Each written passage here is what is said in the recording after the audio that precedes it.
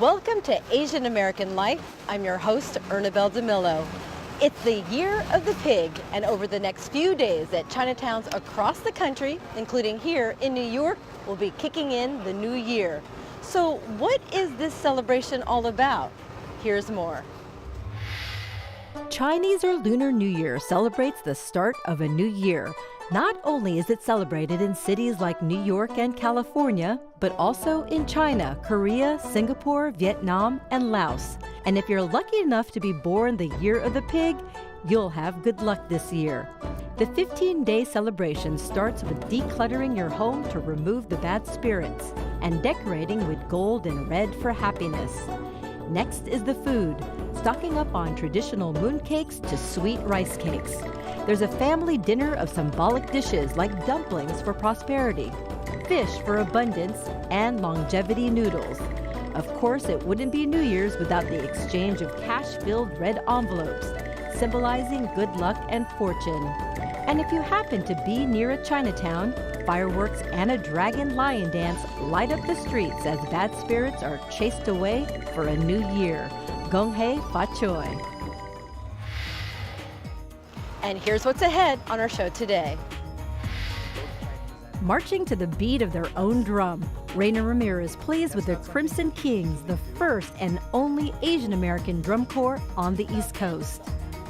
From New York's comptroller to the Senate seat, John Liu makes a comeback and Kyung Yoon has the exclusive story. Plus, I share the story of a transgender murder in Call Her Ganda. Eating for good, Minnie Roh visits a vegan restaurant that's giving back. This and more on Asian American Life. In just a few hours, the city's first parade of the year will start right here on Mott Street. And leading this celebration will be an Asian American band that's marching to the beat of their own drummer. For more than 70 years, a homegrown marching band has regaled New York City's Chinatown with fife, drum, and bugle. This is the story of the Crimson Kings.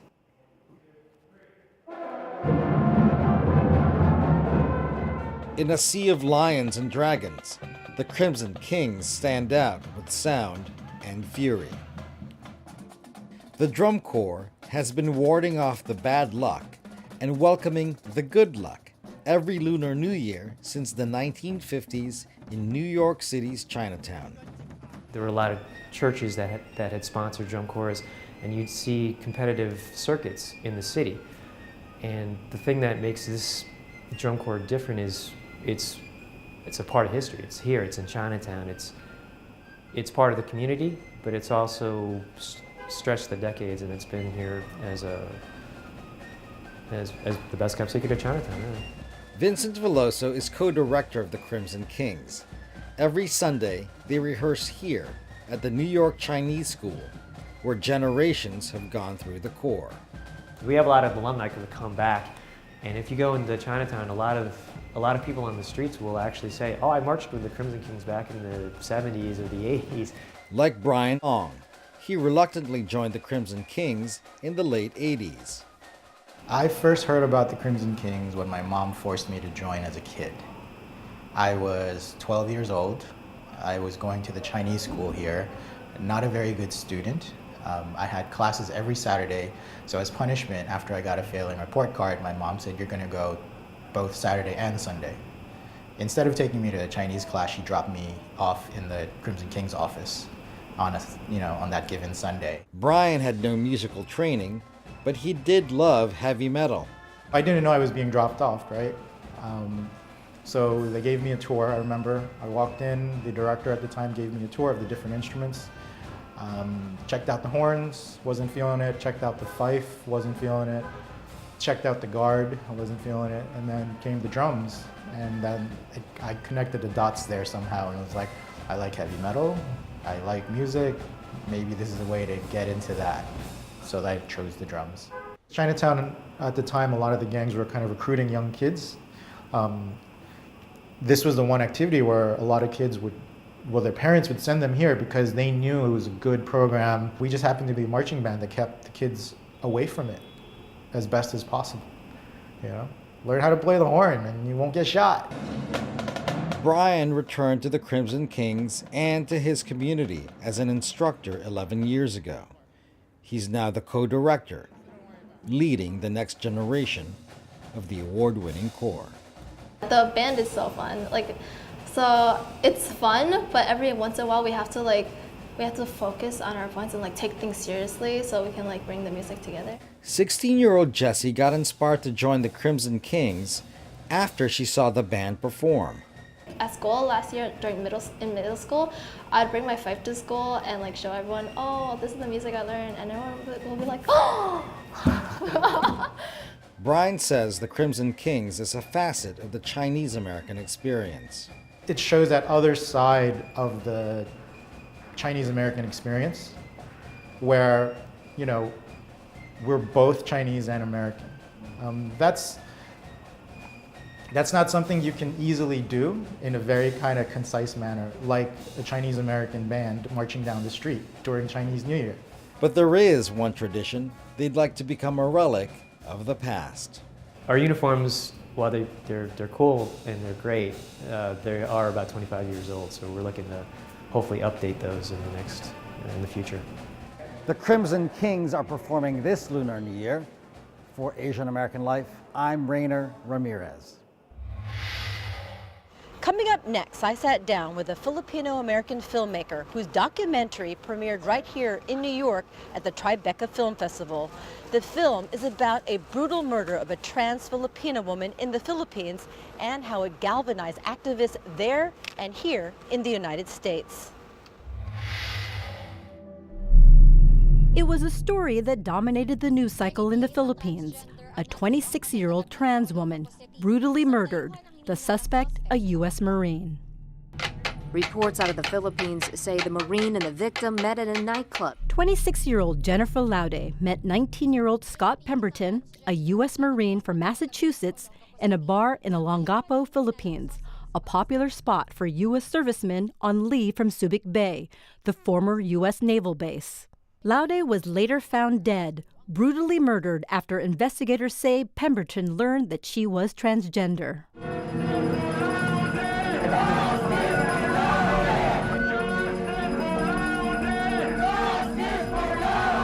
Laude's murder galvanized activists both in the Philippines and the U.S. seeking justice for her death.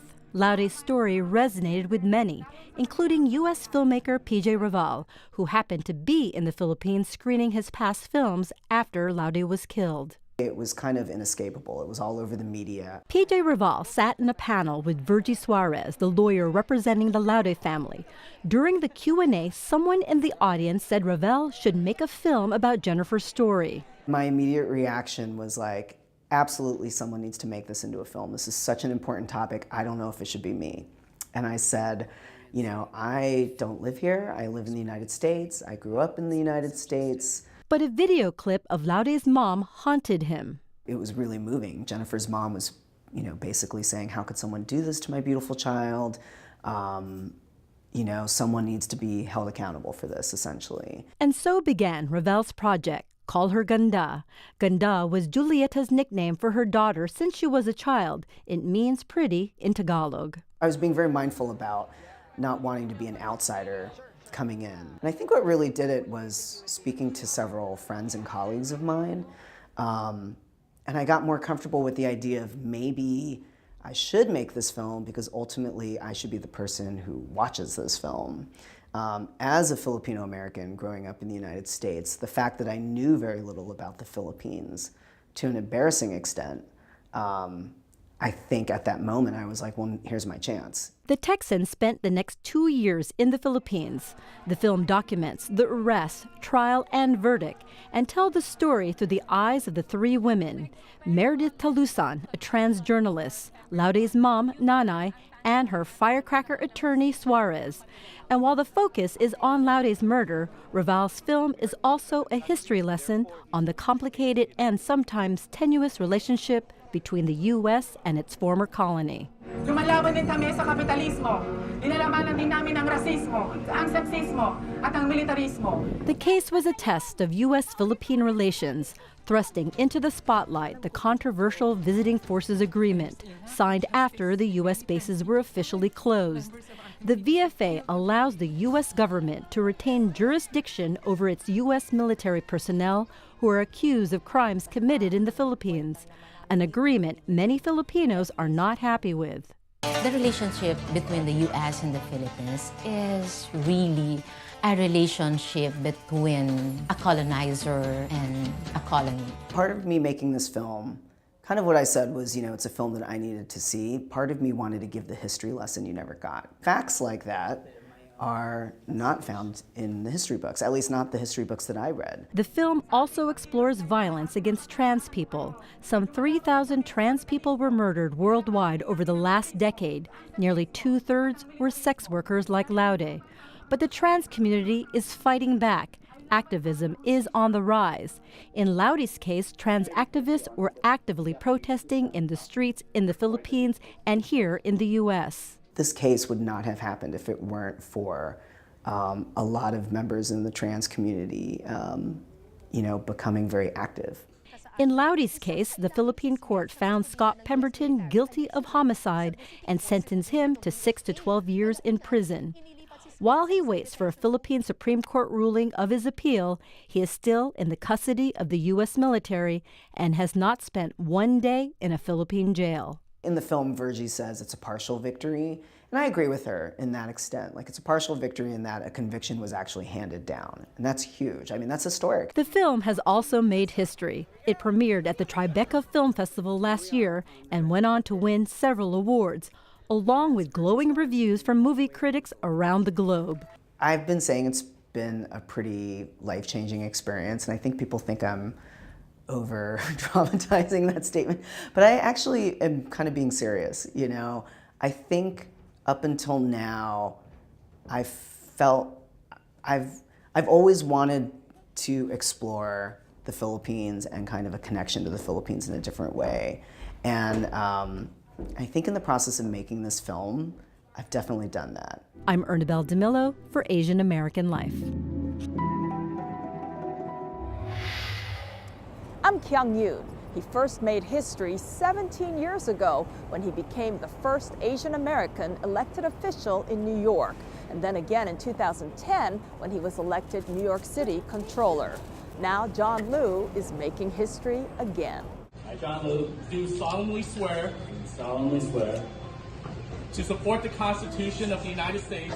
When John Liu was sworn in last month to the New York State Senate, representing the 11th District in Northeast Queens, it was a dramatic political comeback for the former New York City comptroller and mayoral candidate. I did not expect to run for office last year, and in fact, I jumped into this campaign at the 11th and a half hour. Hi. This is Tony Avella. Liu challenged incumbent state senator Tony Avella, who was a member of the Independent Democratic Committee, or IDC, a group of 8 senators who enraged many fellow Democrats by allying with the Republicans to give the Republican Party control of the Senate. When my opponent joined the IDC in 2014, I was very, very upset, so I ran against him in that year. I came up a little bit short, but now this year, or last year in 2018, I took another shot at it.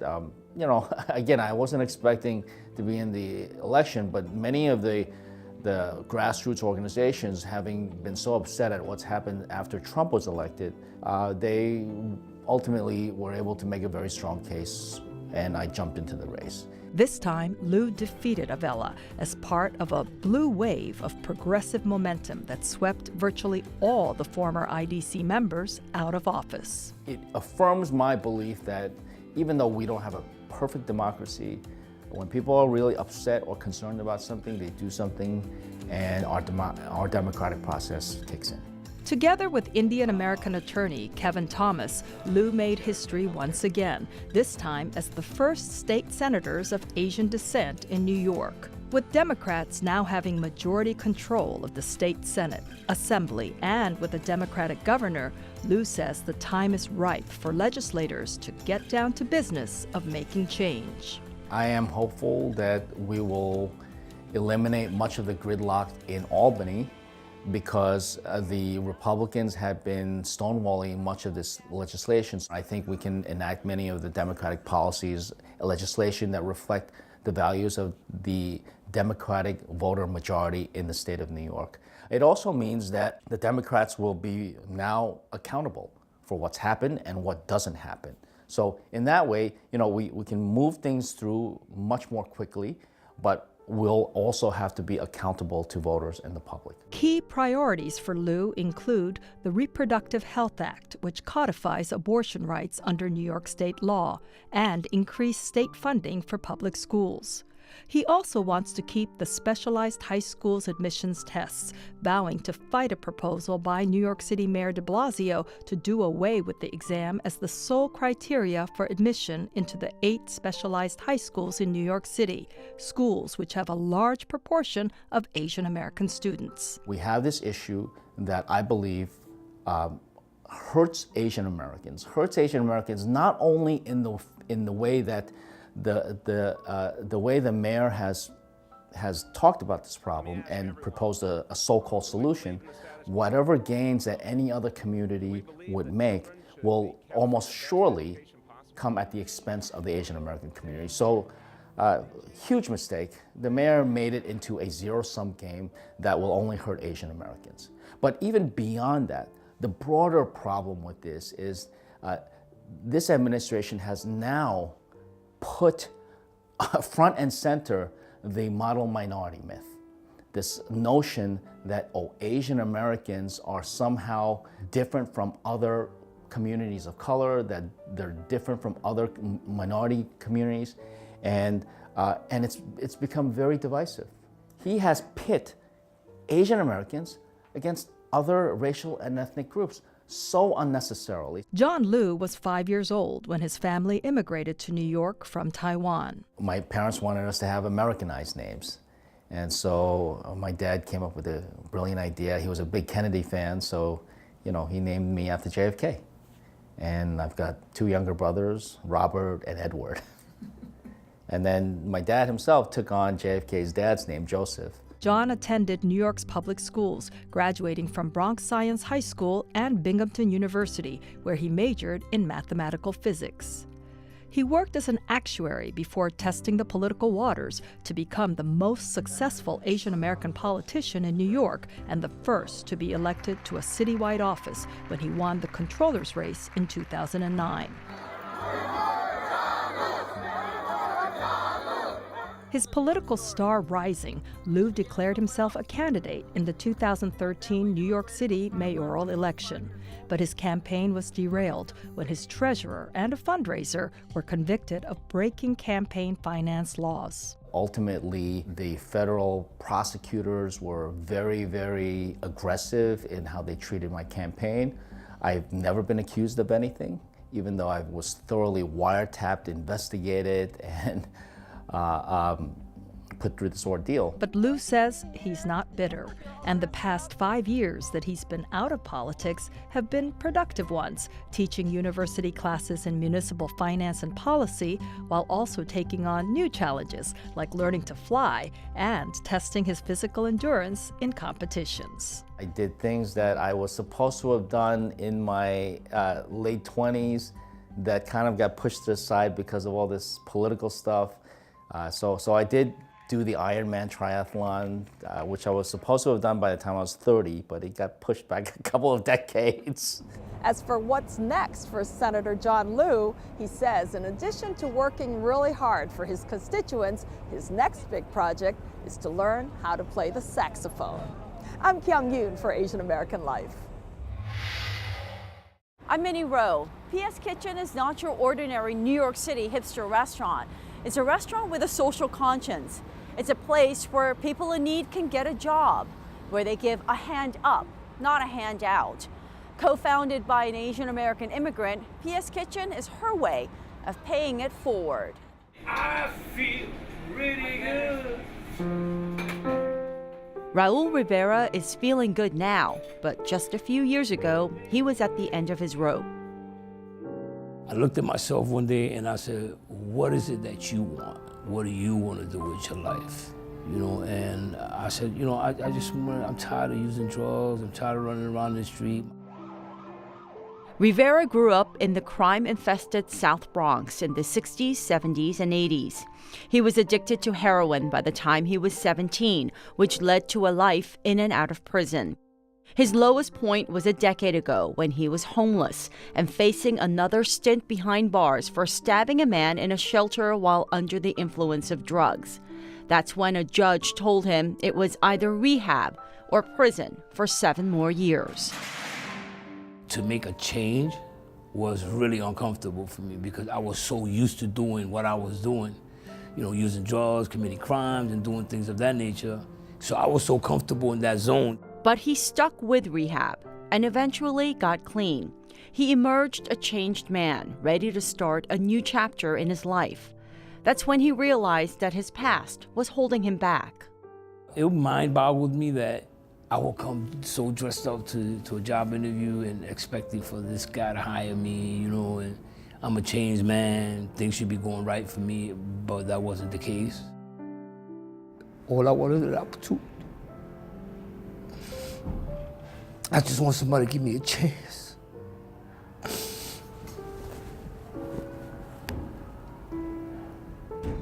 Down the road in New York City's Times Square is a vegan restaurant called PS Kitchen that's helping people just like Rivera. Created by April Tam Smith, an Asian American immigrant, the restaurant's mission is to offer employment opportunities for people whose backgrounds put them at a disadvantage. People with a criminal record, recovering drug addicts, and those who are struggling with homelessness. If I want to help in a sustainable way, in a way that it's going to help them help themselves in a way, doing a business that can offer meaningful work opportunities was the way to go. A recent study by Prison Policy Initiative, a nonprofit bipartisan advocacy group, found that at its height in 2008, the unemployment rate for the formerly incarcerated was over 27%, which is higher than the unemployment rate during any historical period in U.S. history, including the Great Depression. As hard as we try to get their resumes ready, to try to, get them new clothes and do different interviews, it's really, really hard at the end of the day if a company or an organization cannot get over that check, and just seeing someone with a difficult background might not necessarily give them that chance they need for the first open door. Tam Smith fully understands the struggle to find good employment. Her parents immigrated from Hong Kong when she was 11 years old, and she recalls the hardships of those early days. As an only child, she felt the burden to excel. She received scholarships to MIT, Columbia Business School, and is working full-time as a Wall Street banker. For all intents and purposes, she had achieved the American dream. But Tam Smith has bigger dreams of paying it forward. I am so grateful for the opportunity that I was given, that my family was given when we moved to the States. And I just felt like, wow, like who am I that I got so many opportunities? Monica's dinner behind the curtain at 5:45. She threw herself into giving back, volunteering with trafficking victims, the previously incarcerated, and creating job opportunities for Haitians. That's when she came up with the concept for PS Kitchen, a place that provides employment to those in need, is environmentally friendly, hence the vegan menu, and here's the really interesting part, gives away 100% of its profits to charity. It's definitely confusing for people. We don't take a salary, of course, at all. It's completely volunteering. Our goal is really just to have a place that gives away the max amount of profit. So when Rivera walked into that job interview for a dishwasher, fully expecting another rejection, he was overcome by their response. He says, can you be here tomorrow at 6 o'clock? And I looked at him and I said, you're hiring me? She says, yeah, be here tomorrow at 6 o'clock. I said, all right. So I walk out the building and I go right into the corner where the fire department is, and I just put my head up against the wall and I just started crying, man.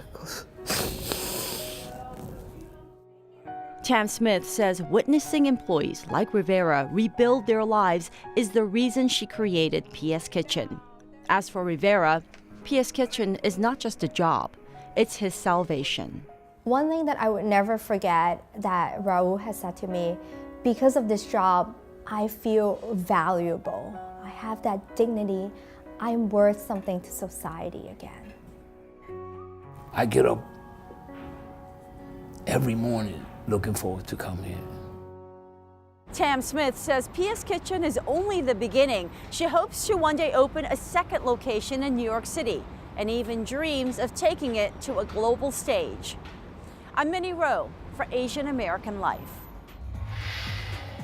That's our show for now. If you want more information on our stories, you can follow us on Facebook at Asian American Life. I'm Ernabel Demillo. We'll see you next time.